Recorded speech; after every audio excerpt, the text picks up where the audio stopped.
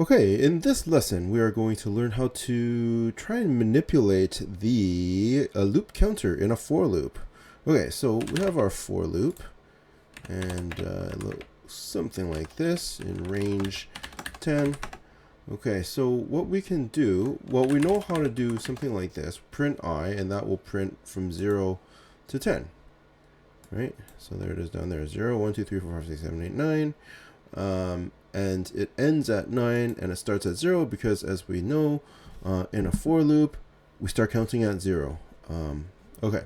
But that's not really what I want because, I'm human and humans don't really, start counting from 0. We start counting from 1. And so what I can actually do is I can do different things.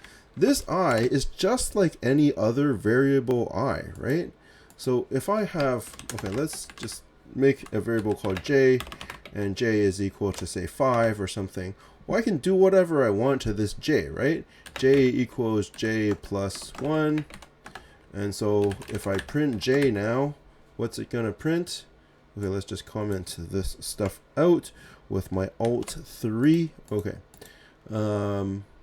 Yeah, what's it going to print? Well, it's going to be j is 5, so that means it's 5 plus 1, so it should be 6, right?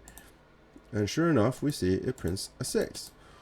So I'm just manipulating this variable, and in fact, I can even do this. I can say j, instead of putting j plus 1 here, what I can do is I can do this. Print j plus 1. So this is not going to change the j. It's just going to print whatever this is, which is 5 plus 1, which is 6. So it's still going to print 6. And so there it is. But if I just underneath it put a print j, j has not changed. So that's the difference here, 6 and 5. That's the difference between putting it in here and actually doing a j equals. If I'm doing a j equals, I am actually changing the j. And here I can print j, 6 and 6. J has actually changed. That's why when I'm printing j, it's actually the new one. But if I do the plus 1 in here and get rid of that line, I'm not changing anything. I'm just printing not quite the j, just something else, right? And so there, I'm printing a modified version of the j, which is the 6, but the actual j, when I print that, is actually still the 5. It hasn't changed. So we can do all sorts of things. We can do times 7, I don't know, and that's going to print, right, 35. I can say j divided by 2, and so that's going to print 2.5, right? So I can do whatever I want, either as a j equals, right, j divided by 2, or just print something different inside the print. So that's kind of important to remember. So coming back to our for loop here, Alt 4 to undo the commenting, I can do the same thing. I could do print I plus 1.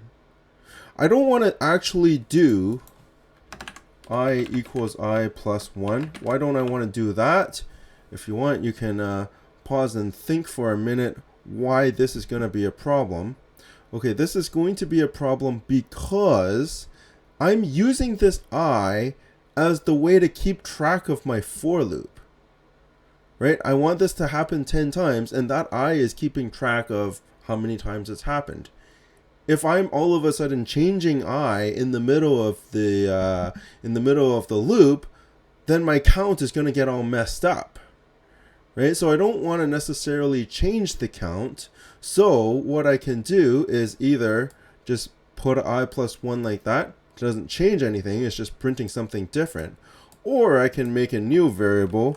Let's call it m, and make the m equals I plus 1. Again, I haven't changed the I. I've changed the m. And then if I print the m, well, that should be I plus 1. So it's either, it's up to you which one you do. I'm just going to skip this intermediate step and just do this print I plus 1 inside the loop like this, and I will get, look at that, 1, 2, 3, 4, 5, 6, 7, 8, 9, 10. So instead of going from 0 to 9, it's gone from 1 to 10. Okay, but I could do whatever I want. Like I could do -1, and all of a sudden it's going from -1 to 8. Or I could go, I don't know, -10.